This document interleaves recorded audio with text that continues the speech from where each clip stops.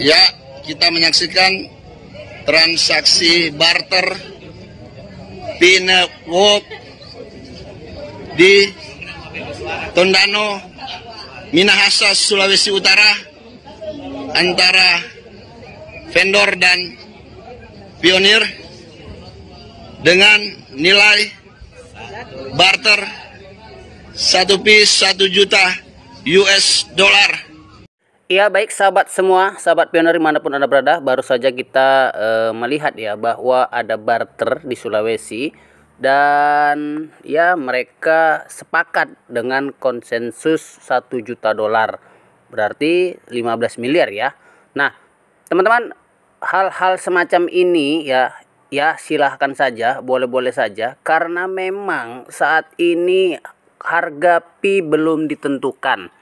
Nah, saya ya juga browsing ya ke media sosial, kemudian ke link-link yang ada di negara Cina di WeChat ya teman-teman, bahwa ada beberapa ya versi ya bahwa koin pi ya kalau main nanti ya mungkin lah ya teman-teman, itu ada yang 314.159 dolar, ada 1 juta dolar, bahkan teman-teman ada yang 6,6 juta dolar ya.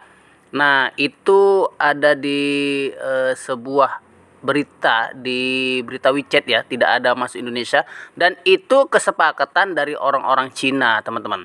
Nah, dengan kesepakatan orang-orang Cina itu bisa jadi koin pi ya tidak rendah. Nah, tidak murah seperti itu. Kita berharap tidak banyak sebenarnya dalam konteks penilaian ya, ataupun nilai lah tentunya, bahwa koin pi ini bisa sampai ya sebegitu banyaknya ya.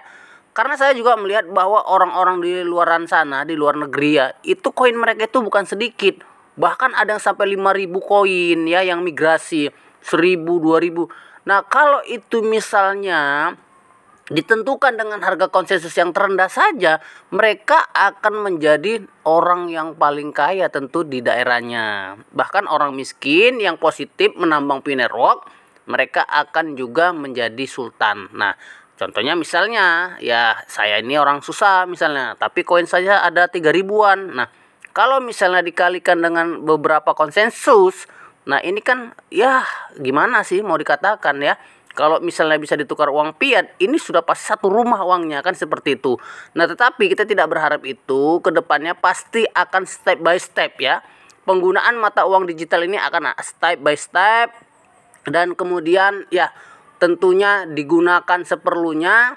Tidak mungkin dengan waktu singkat, tetapi kita dengan orang-orang yang paham dengan Pi-Network tersebut. Nah, jika semuanya paham dengan Pi-Network ya teman-teman, ini pasti akan berjalan lah tentunya seperti itu. Nah, jadi Cheng Daofan ya teman-teman, Cheng Daofan ini juga ya mengatakan bahwa kedepannya Pi-Network ini memang ya sangat luar biasa seperti itu teman-teman. Nah, saya tidak memikirkan bagaimana orang mungkin beranalisa ya, kemudian orang berasumsi dan lain sebagainya bahwa pi ini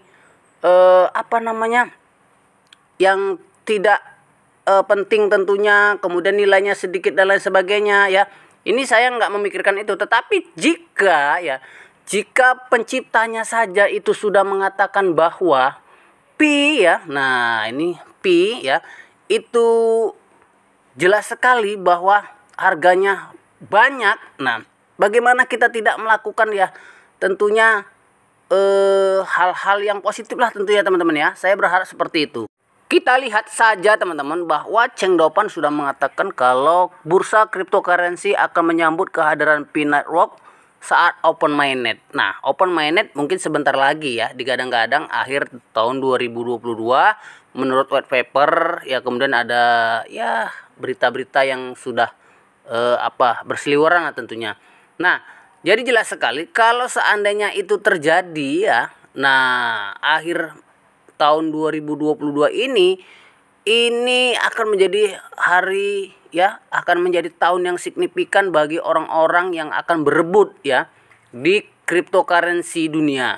Nah, jadi prediksi di bidang digital sekalipun dokter ya, antropologi Stanford University tersebut itu bukan tanpa alasan menciptakan pioneer work dengan kondisi harga seperti yang dikatakan tinggi, dan kemudian ya ini menurutnya adalah sebuah teknologi yang paling mutakhir tentunya dalam cryptocurrency. Kalau seandainya harganya murah, misalnya $100 per pi, maka koin-koin pi orang akan habis ya dalam waktu dekat. Nah, contohnya ada sahabat-sahabat saya, teman-teman saya yang ada di media sosial, mereka menjual pi dengan seenaknya saja ya, dan akhirnya habis.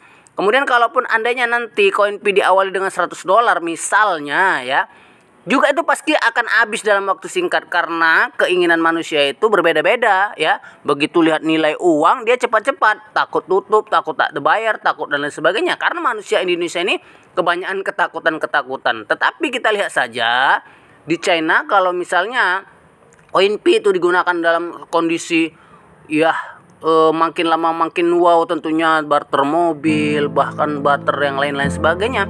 Nah, kita melihat Cina saja ya, simpan koin kita, jangan buang atau jangan jual atau jangan barter sampai tahun 2025 ketika yang terkunci 3 tahun itu terbuka.